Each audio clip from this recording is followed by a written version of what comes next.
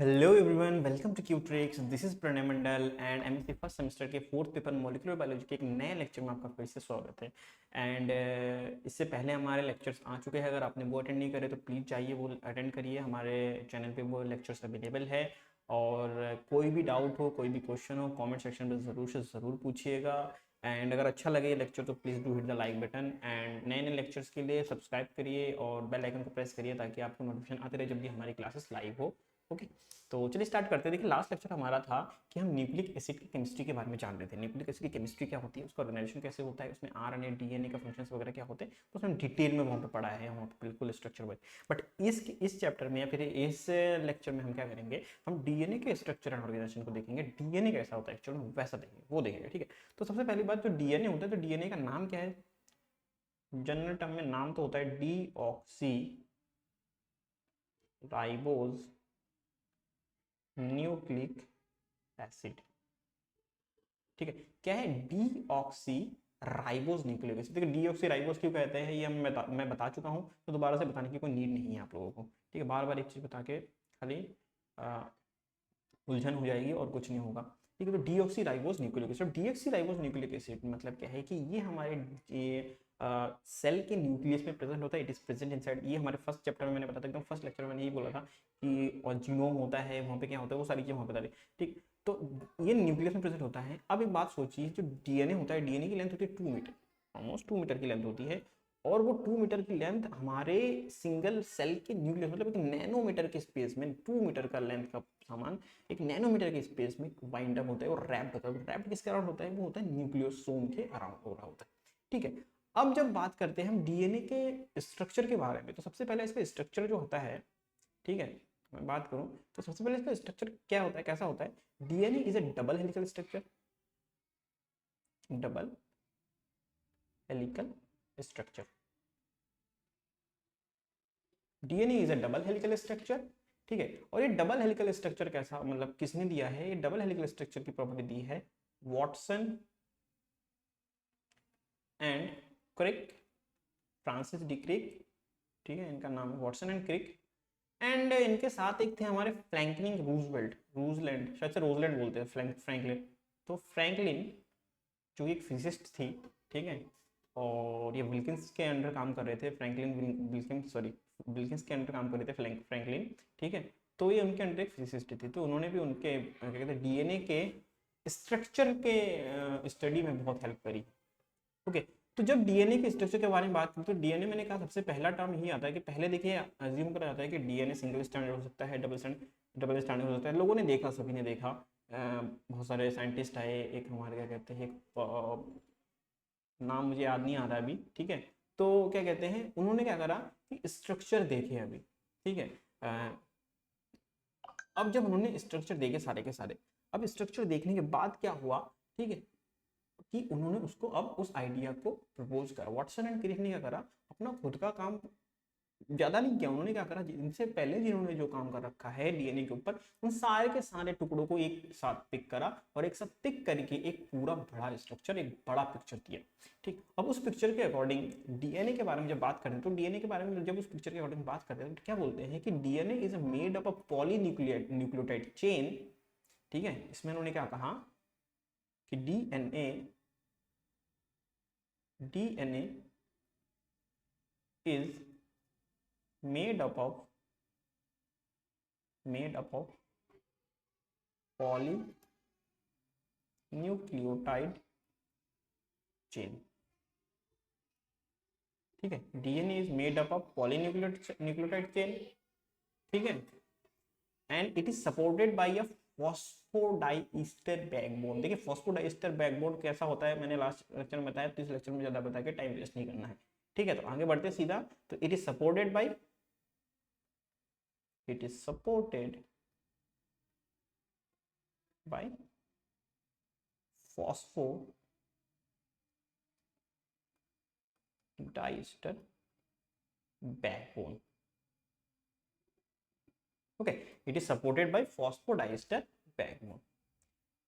अब जब इसने कहा कि फॉस्फोडाइस्टर बैकबोन से बैकबोन इसको सपोर्ट करता है, अब क्या होता है कि डीएनए का जो फॉस्फोरस और शुगर है, ये क्या होता है, हाइड्रोफिलिक होता है, ठीक है।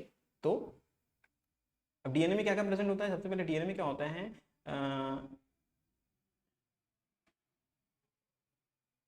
ऐसा करते हैं हम इसको कि इट हैज शुगर, जिसका नाम है deoxyribose, sugar, phosphoric acid,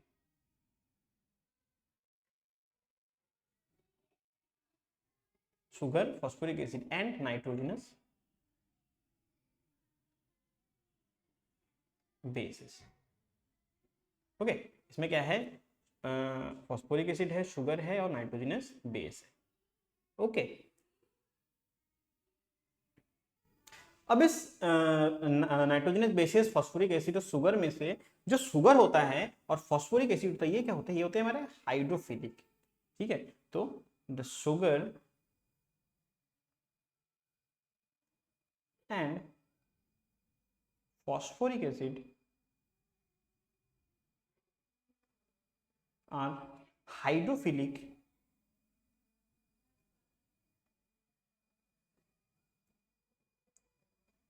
so they forms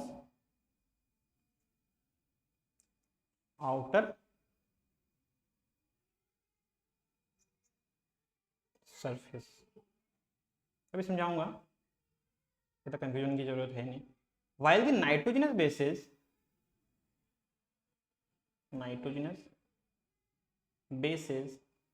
are hydrophobic, ठीक है। while the nitrogenous bases are hydrophobic and so they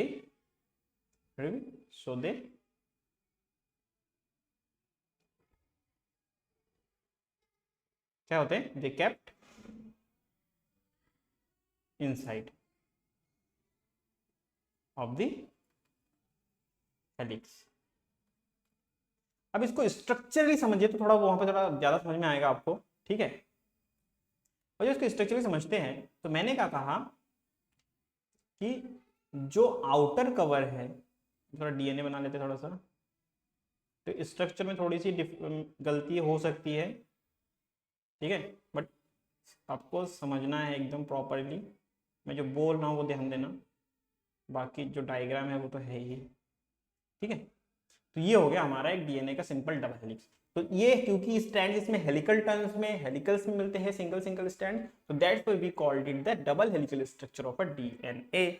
अब जब डीएनए के डबल हेलिकल स्ट्रक्चर के बारे में बात कर रहे होते हैं तो ये जो मैंने ब्लू लाइन से मैंने हेलिक्स बनाई, ये क्या है, हमारा फॉस्फोडाइस्टर बैकबोन। क्या है ये हमारा, ये है हमारा फॉस्फोडाइस्टर बैकबोन। और फॉस्फोडाइस्टर बैकबोन को फॉस्फोडाइस्टर बैकबोन क्यों कहते हैं, इससे पहले वाले लेक्चर में मैंने बता रखा है, ठीक है। अब ये होता है हमारा हाइड्रोफिलिक पार्ट। अब इसके इनसाइड में क्या होते हैं, इसके इनसाइड में हम प्रेजेंट होते हैं, ए से टी जुड़ा होता है और जी से सी जुड़ा होता है, और ऐसे ही A T G C, A T G C, A T G C, A G C C, जैसे ऐसे हमारे बेस पे होते हैं। तो ये हमारे क्या कहता है, हमारा बीच का नाइट्रोजनस बॉन्ड बनाता है, नाइट्रोजनस बेसिस बीच का स्ट्रक्चर बनाता है, इनर सेल बनाता है। अब ये एक जो हेलिक्स है, एक जो हेलिक्स टर्न है, इसकी लेंथ होती है, ये वाली लेंथ, इसकी लेंथ होती है ऑलमोस्ट 3.4 नैनोमीटर बोल लो, या फिर 34 एंगस्ट्रॉम बोल लो, ठीक है। तो 3.4 नैनोमीटर बोल लो या फिर 34 एंगस्ट्रॉम बोल लो। अब जब हम बात करते हैं कि एक हेलिक्स में जनरली कितने बेस पेयर होते हैं, तो जब हम बात करते हैं एक हेलिक्स में बेस पेयर के बारे में बात करते हैं, तो ऑलमोस्ट 10 बेस पेयर होते हैं, ऑलमोस्ट 10 बेस पेयर होते हैं। तो इससे हमें पता चलता है कि अगर एक हेलिक्स की लेंथ 34 एंगस्ट्रॉम है और एक हेलिक्स टर्म में 10 बेस पेयर्स है, देन जो डिस्टेंस है क्या होगा, the distance between two base pairs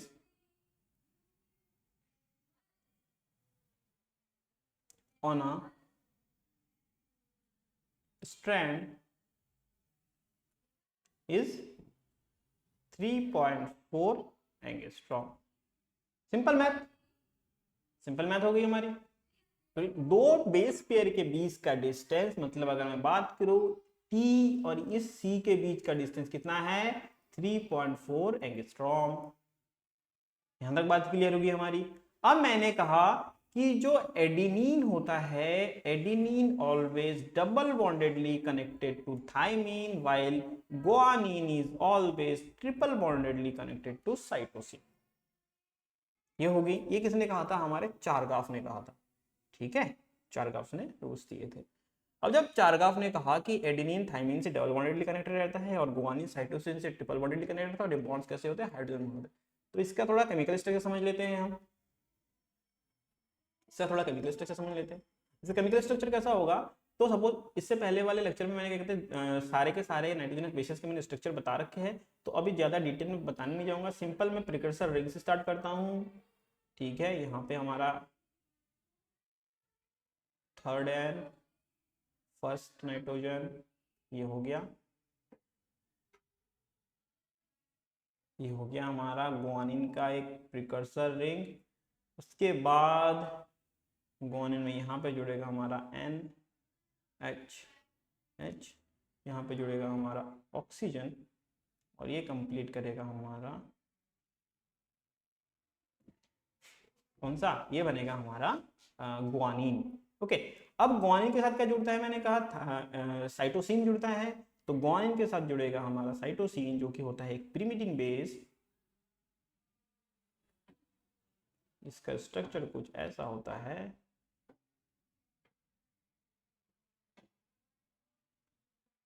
यहाँ पे इसके साथ एक यहाँ पे जुड़ता है अमोनिया ग्रुप, अमोनियम, ये होता है हाइड्रोजन, इसके साथ एक हाइड्रोजन, और यहाँ पे हमारे पास है एक ऑक्सीजन। ठीक है, अब इसका स्ट्रक्चर कुछ ऐसा होगा कि यहाँ पे ट्रिपल बॉन्डेड होगा, यहाँ पे एक बॉन्ड हो जाएगा, double bonded triple bond balancing के बारे में बात कर रहा हूँ। ठीक है, तो ये बन गया हमारा गुआनिन लेफ्ट साइड में, ये बन गया हमारा साइटोसिन। अब आपको पता है जो हाइड्रोजन का फॉर्मेशन, सॉरी हाइड्रोजन बॉन्ड का फॉर्मेशन होता है वो किसके बीच में होता है, जब दो हाईली इलेक्ट्रोनेगेटिव एटम्स के साथ कहते हैं हाइड्रोजन अटैच्ड होता है, तो एक हाइड्रोजन एक इलेक्ट्रोनेगेटिव से जुड़ा हुआ, ये देखिए एक इलेक्ट्रोनेगेटिव से जुड़ा हुआ हाइड्रोजन एटम दूसरे मॉलिक्यूल के इलेक्ट्रोनेगेटिव एटम से हाइड्रोजन बॉन्ड के थ्रू अट्रैक्ट होता है। सेम केस यहां पे भी है। एन हमारा क्या कहते हैं, जो अगर आप केमिस्ट्री किसी ने अच्छे से पढ़ी है तो उनको पता होगा, जो हाईली इलेक्ट्रोनेगेटिव होते हैं वो कहते हैं nitrogen, oxygen and fluorine, general terminate के बारे में बात करते हैं। ठीक है, तो ऑक्सीजन नाइट्रोजन, नाइट्रोजन नाइट्रोजन, और यहाँ पे फिर से हमारे क्या कहते हैं ऑक्सीजन नाइट्रोजन। तो ये क्या हुआ, हमारे गुआनिन और एडिनिन के बीच, सॉरी गुआनिन और साइटोसिन के बीच में जो ट्रिपल बॉन्ड होता है वो कुछ इस तरीके से फॉर्म होता है, गुआनिन और इधर क्या है हमारा साइटोसिन। ठीक है, तो यहां पे आपको समझ में आ गया। अब फिर क्या कहा है, तो ये क्या है हमारा जी ट्रिपल बॉन्डेडली बॉन्डेड विथ सी, ये हमने यहाँ पे थोड़ा सा आपको केमिकल स्ट्रक्चर बता दिया। अब इसके बाद क्या होता है, मैंने कहा कि एडिनिन थाइमिन के साथ डबल बॉन्डेड से जुड़ा रहता है, तो वो डबल बॉन्ड कैसा होता है, पहले प्रिकर्सर रिंग बना लेते हैं, प्रिकर्सर रिंग बना लेते हैं कुछ ऐसा, ठीक है, और कुछ ऐसा।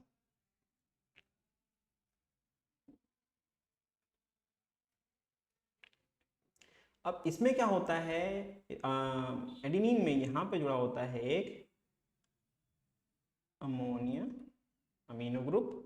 ओके, अब इसका सिंपल ये हो गया, ये हो गया, ये हो गया।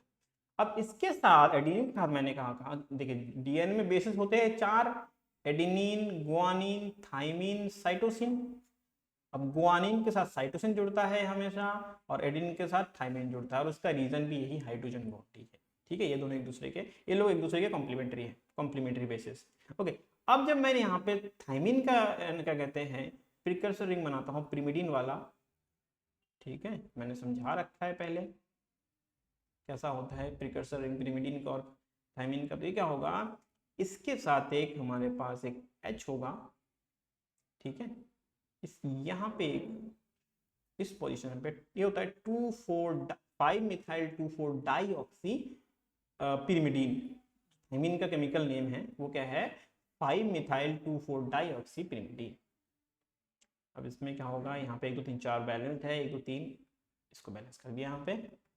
ओके, अब ये क्या होगा, अब इसमें बॉन्ड बनेंगे और इसमें बॉन्ड कहाँ से बनेंगे, इधर से एक इलेक्ट्रोनेगेटिव चार्ज वाला इस हाइड्रोजन के बनाएगा और ये वाला इसके साथ बनाएगा बॉन्ड। ठीक है, देखिए हाइड्रोजन बॉन्ड है इसलिए मैं थोड़ा सा अलग डिजाइन से बना रहा हूँ ताकि पता चले कि हाँ ये यहाँ से बॉन्ड बन दिया, ऐसा टेढ़ा मेढ़ा नहीं होगा, ठीक है, इसलिए कंफ्यूज नहीं होना है। बाकी आप समझदार हो, बट फिर मैं बता दे रहा हूँ आपको कि ऐसा टेढ़ा मेढ़ा बना रखे, मतलब ऐसा नहीं कि बॉन्ड भी टेढ़ा मेढ़ा होगा, नहीं, मैंने वो हाइड्रोजन बॉन्ड है इसलिए थोड़ा सा ऐसा स्प्रिंग ताकि वो थोड़ा अलग दिखे स्ट्रक्चर में। मैं तो बना तो सकता नहीं हूँ एक्चुअल में हाइड्रोजन बॉन्ड, ठीक है, बट मैं आपको दिखा सकता हूँ थोड़ा अलग बॉन्ड होते हैं इसके अलावा। ठीक है, अब क्या होता है, सॉरी, अब यहाँ पे क्या है, ये हमारे बन गए एडिनिन और ये बन गया हमारा थाइमीन। ठीक है, अब इन दोनों के बीच में कितने बॉन्ड हुए हमारे पास, 2 बॉन्ड हुए, ए डबल बॉन्ड टी। ठीक है, एडेनिन और थाइमीन। ठीक, अब इन दोनों के बीच में हमारे क्या कहते हैं, एडेनिन और थाइमीन। तो अब मैंने यहाँ पे कहा था कि एडेनिन बॉन्ड्स विद थाइमीन, ठीक है, और गुआनिन बॉन्ड्स विद साइटोसिन, और कैसे होता है ये आपको पता चल गया। ठीक हो गया।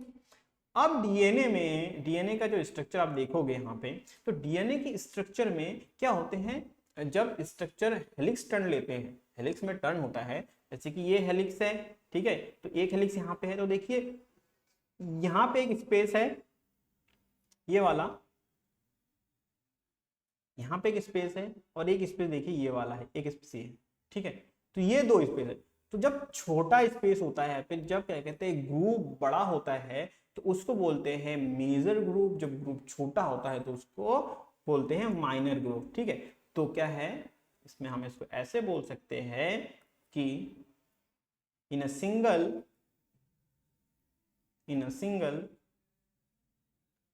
Helix turn of DNA there is,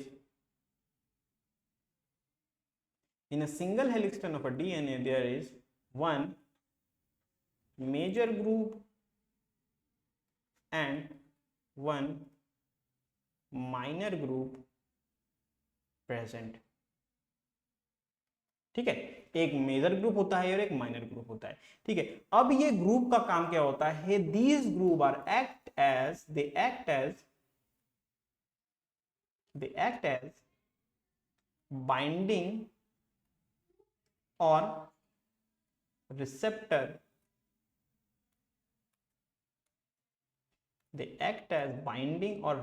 point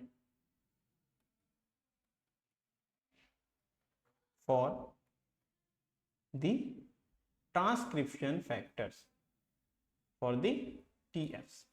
transcription factors कहां पे आके अटैच होता है, माइनर ग्रुप्स में। ग्रुप्स जो यूज होता है, ग्रुप्स का काम क्या होता है, ये ट्रांसक्रिप्शन फैक्टर्स के रिसेप्टर पॉइंट की तरह काम करता है। डीएनए इसको यूटिलाइज कैसे करता है, जब ट्रांसक्रिप्शन होता है तो ट्रांसक्रिप्शन में डीएनए न्यूक्लियोसोम से अनरैप होता है, और जब ये न्यूक्लियोसोम से अनरैप होता है तो अपने एक नॉर्मल फॉर्म में आता है जो इसका डबल हेलिकल स्ट्रक्चर है, और वो डबल हेलिकल स्ट्रक्चर क्या करता है, वो उसको क्या बताता है कि कहां पे ट्रांसक्रिप्शन फैक्टर अटैच होने हैं।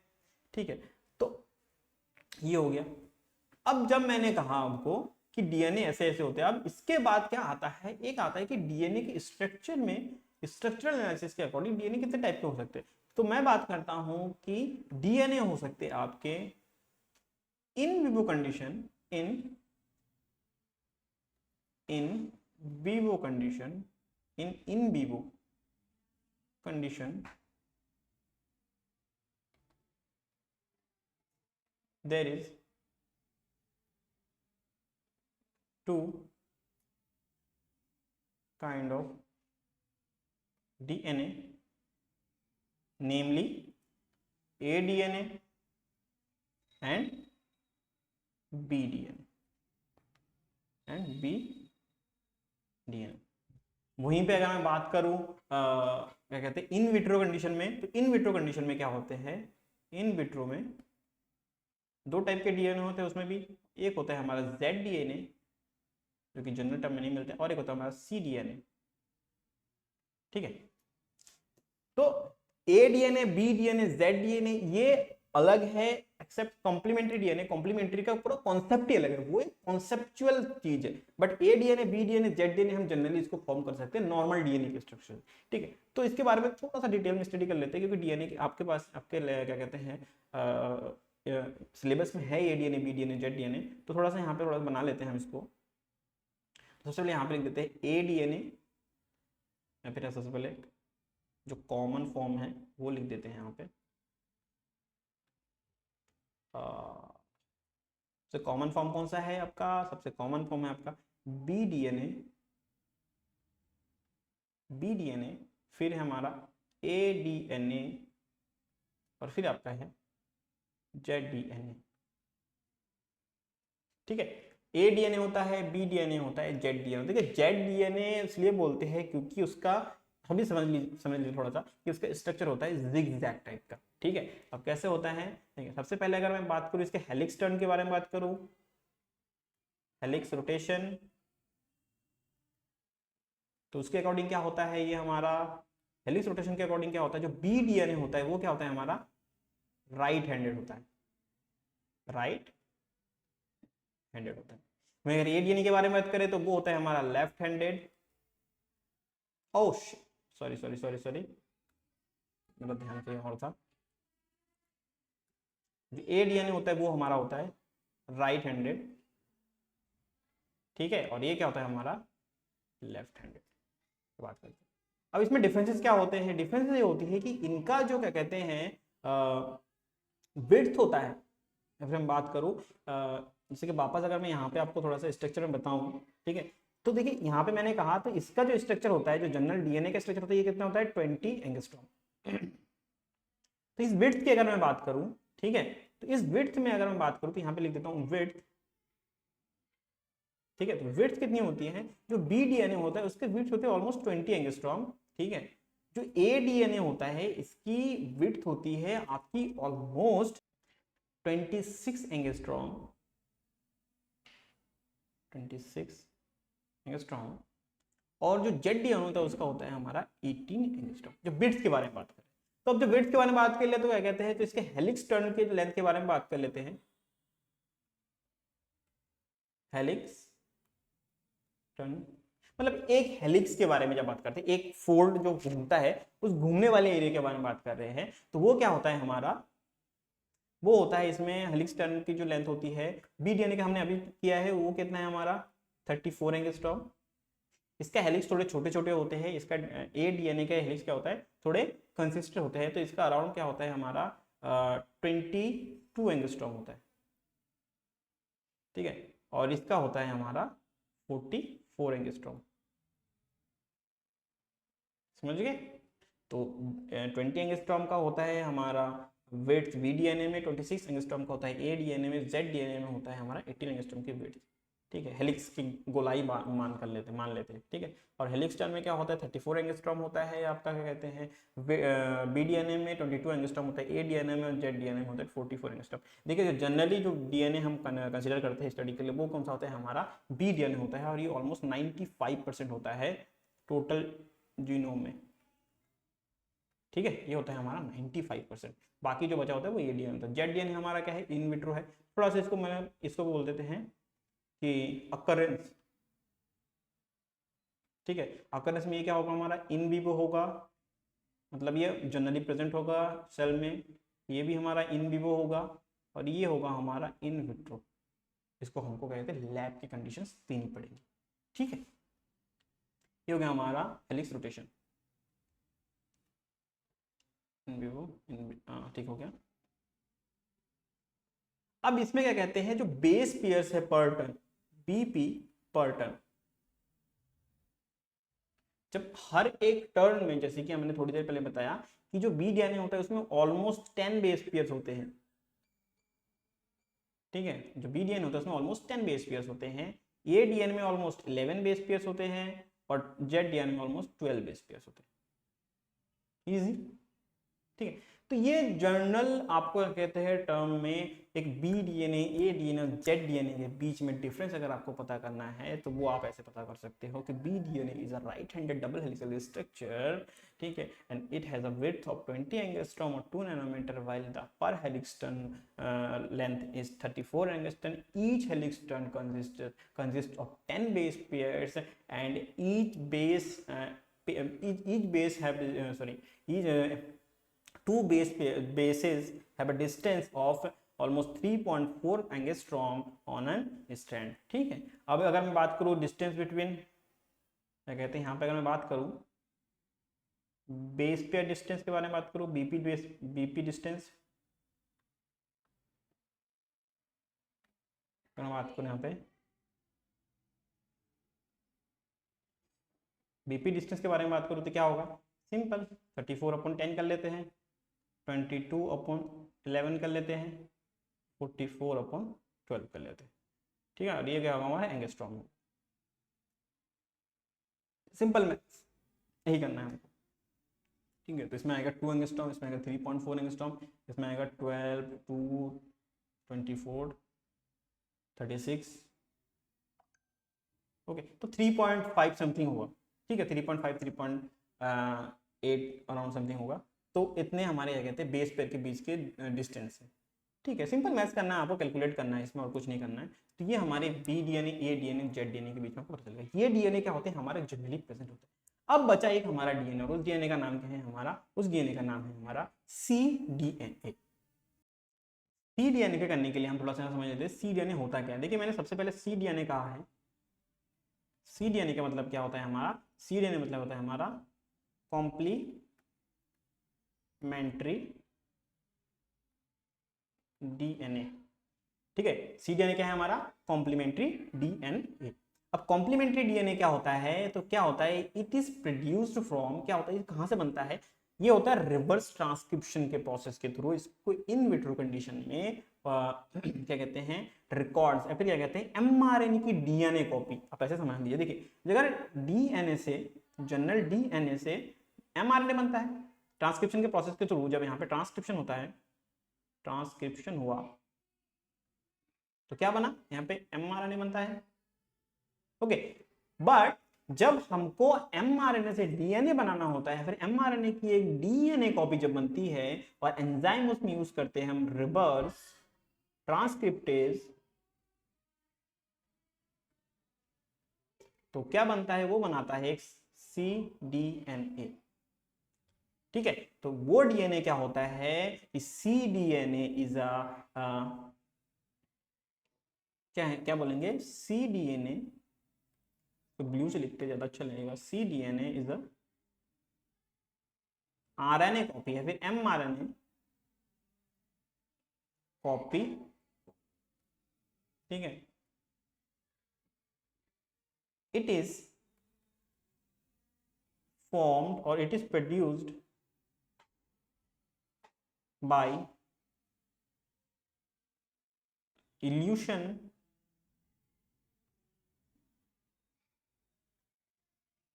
ये गलत बोल गया, elution of mRNA, it is produced by elution of mRNA, then treating with reverse transcriptase, ठीक है। cDNA is mRNA copy, it is produced by elution of mRNA, then treating with reverse transcriptase, ठीक है।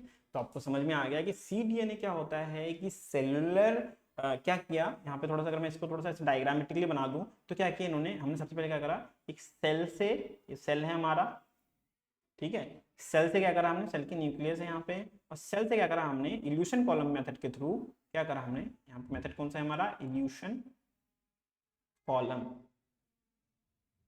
Method के through क्या करा हमने, mRNA को collect कर लिया। अब इस एमआरएनए को रिवर्स ट्रांसक्रिप्शन के प्रोसेस के थ्रू, ट्रांसक्रिप्शन के प्रोसेस के थ्रू क्या करा हमने, mRNA को रिवर्स ट्रांसक्रिप्शन के प्रोसेस के थ्रू क्या बनाया हमने, इसको बनाया हमने डीएनए। और उस डीएनए को क्या बोलते हैं हम, जो डीएनए बनेगा, जो डीएनए फॉर्म होगा, जो डीएनए स्ट्रैंड फॉर्म होगा, जो कि क्या होगा हमारा सिंगल स्टैंडर्ड होगा, याद रखना हमेशा, ठीक है। और सिंगल स्टैंडर्ड डीएनए स्ट्रैंड बनेगा, उसको हम क्या बोलेंगे, उसको हम बोलेंगे cDNA, और उसको हम बोलते हैं कॉम्प्लीमेंट्री। एंड कॉम्प्लीमेंट्री टू हुम, कॉम्प्लीमेंट्री टू mRNA। ओके, तो ये जो mRNA से जब सेलुलर इवोल्यूशन के प्रोसेस के थ्रू सेल में से क्या कहते हैं mRNA को कलेक्ट करके रिवर्स ट्रांसक्रिप्शन के प्रोसेस के थ्रू सिंगल स्टैंडर्ड डीएनए को फॉर्म करते हैं, और इस प्रोसेस से क्या बनता है, सॉरी, जो सिंगल स्टैंडर्ड डीएनए बनता है उस स्टैंड को क्या बोलते हैं हम, cDNA और कॉम्प्लीमेंट्री डीएनए। तो इसी के साथ आपके डीएनए के A-DNA, B-DNA, Z-DNA और C-DNA कंप्लीट होता है। डीएनए का स्ट्रक्चर क्या होता है, डीएनए के अंदर A एंड T कैसे बॉन्ड होता है, G एंड C कैसे बॉन्ड होता है, मैंने आपको सब कुछ इस लेक्चर में बता दिया जितना आपको लिए नेसेसरी था, ठीक है। तो अगर कोई भी क्वेश्चन है तो जरूर से कमेंट सेक्शन में पूछिएगा। अगर लेक्चर पसंद आया तो please do hit the like button, और क्या कहते हैं, नए नए लेक्चर्स आते रहते हैं, लाइव आते रहते हैं, हम लगभग हर रोज ट्राई करते हैं। हम वीक में कम से कम ऑलमोस्ट हम 5 डेज हमारे वर्किंग डेज होते हैं, तो हम क्या कहते हैं वीक में ट्राई करते हैं 5 डेज आपके लिए क्या कहते हैं लेक्चर अवेलेबल करवाएं, ठीक है। लाइव क्लासेस आती हैं, तो आप प्लीज़ सब्सक्राइब करिए और बेल आइकन को दबाइए, जिससे क्या कहते हैं आपको ही फायदा होगा, आपको ही जब भी नए लेक्चर आएंगे वो आपको अवेलेबल हो जाएंगे, आपको नोटिफिकेशन हो जाएगा, ठीक है। उसके बाद आपके ऊपर डिपेंड करता है आपको देखना है कि नहीं देखना है, आप बिजी है, फ्री है, ठीक। तो अगर आप लोग यहाँ तक आए तो please do hit the like button. कोई क्वेश्चन है, कोई समझ में नहीं आया है तो कमेंट सेक्शन में ज़रूर से ज़रूर पूछिएगा, ठीक है। और फ्यूचर के लिए all the best, tata, take care.